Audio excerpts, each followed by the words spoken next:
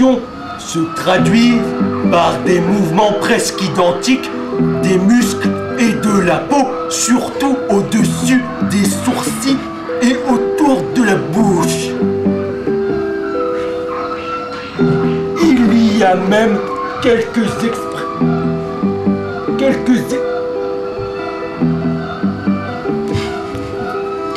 expressions qui sont presque analogues, telles que les sanglots de certaines espèces de singes et le bruit imitant le rire que font entendre d'autres espèces.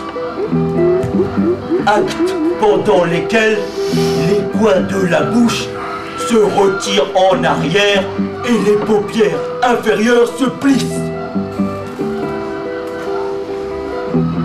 L'extérieur des oreilles est singulièrement semblable. L'homme a un nez beaucoup plus proéminent que la plupart des singes.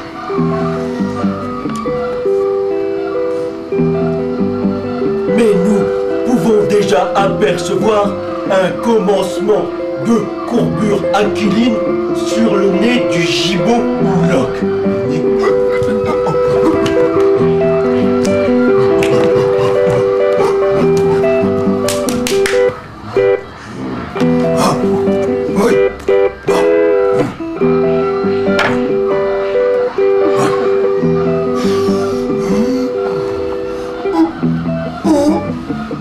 Beaucoup de singes ont le visage orné de barbe, de favoris ou de moustaches. Les cheveux atteignent une grande longueur chez quelques espèces de semnopithèques.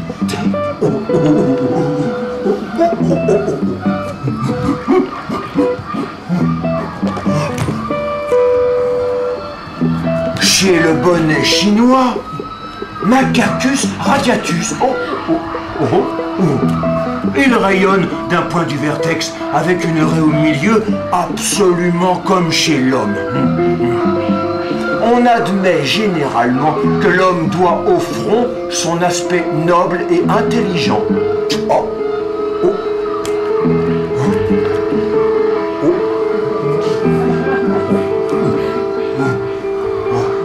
Mais les poils touffus de la tête du bonnet chinois se terminent brusquement au sommet du front,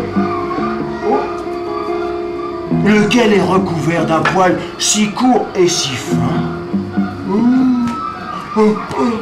Un véritable duvet que, à une petite distance, à l'exception des sourcils, il paraît être entièrement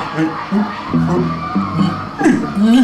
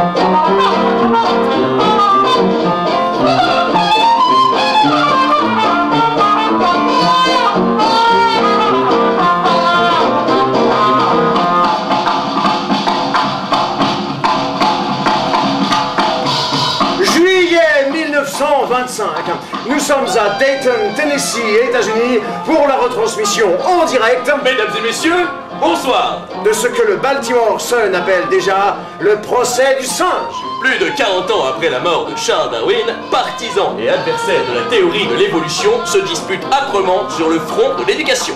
Comme dans la plupart des États du Sud des États-Unis, le Tennessee a adopté une loi, le Butler Act, qui déclare: Il est illégal d'enseigner à l'école toute théorie qui mettrait en cause l'histoire de la création divine, telle qu'elle est racontée par la Bible, et d'enseigner à la place que l'homme descendrait d'un ordre inférieur du règne animal. Sur ce motif, un jeune enseignant de 24 ans, John Scopes, accepte de plaider coupable. Oui, j'ai enseigné la théorie de l'évolution à mes élèves en utilisant l'ouvrage Civic Biology, recommandé par l'État du Tennessee lui-même. À Dayton, une foule nombreuse est venue pour assister au procès. La défense de Scopes est menée par le célèbre avocat Clarence Darrow, connu pour ses opinions agnostiques. Tandis que l'accusation est menée par William Jennings Bryan, ancien juge et adversaire déclaré de l'enseignement des thèses évolutionnistes à l'école. Aujourd'hui, 7e jour du procès, de ce procès fleuve, la séance a lieu en plein air sur la pelouse du palais de justice. Bryan vient de se présenter à l'instant comme expert de la Bible et prêt à répondre aux questions de Darrow. C'est maintenant un véritable duel qui s'engage.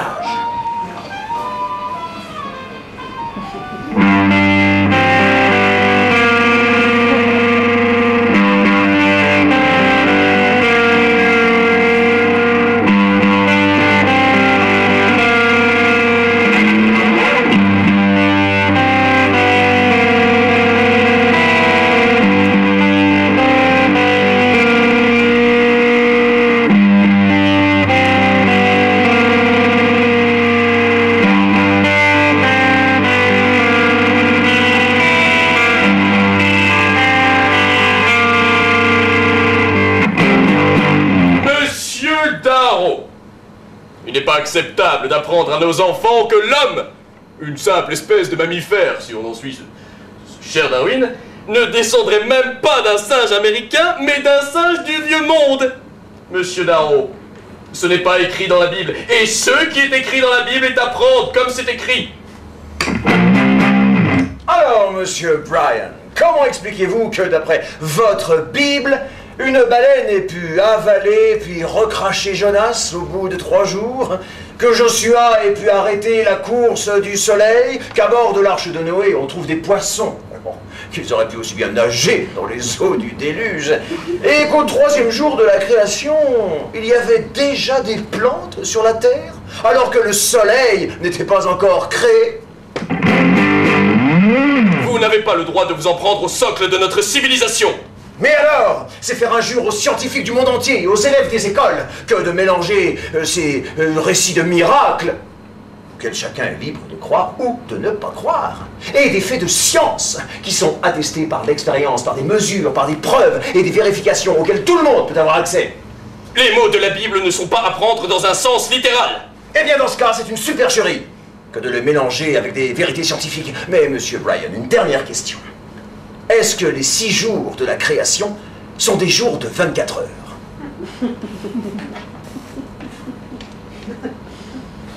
J'ai l'impression. Ce sont des périodes.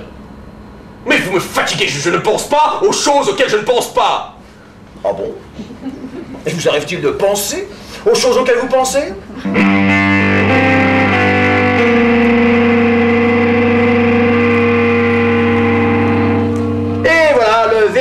Vient d'être rendu à l'instant. John Scopes est reconnu coupable d'avoir enseigné l'évolution à l'encontre des lois de l'État du Tennessee. Il est condamné à une amende de 100 $. Mais de l'avis général, ici et dans le pays, c'est la cause évolutionniste qui sort vainqueur de ce procès. D'ailleurs, la défense veut faire appel et porter l'affaire devant la Cour suprême des États-Unis. Mais je vous propose d'écouter maintenant la déclaration que John Scopes lui-même vient de faire devant le juge. Votre honneur, je pense que j'ai été reconnu coupable d'avoir violé une loi injuste. Je continuerai dans le futur, comme je l'ai fait dans le passé, à m'opposer à cette loi par tous les moyens possibles. Toute autre action serait une violation de mon idéal de liberté académique. Enseigner la vérité, c'est garanti par notre